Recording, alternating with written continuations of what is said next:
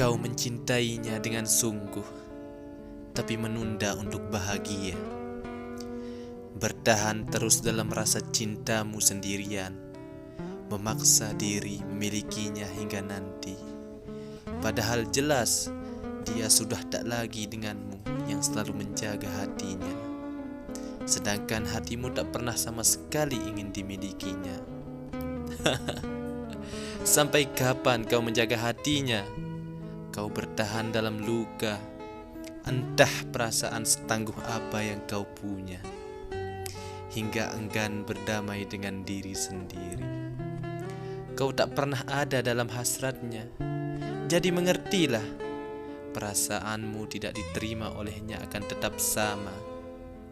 Lupakanlah hasratmu, mencintai sendirian hanya akan membuat luka yang tidak bisa sembuh seketika.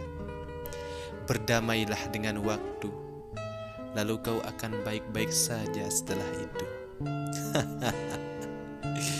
Jangan lupa senyum hari ini. Assalamualaikum warahmatullahi wabarakatuh.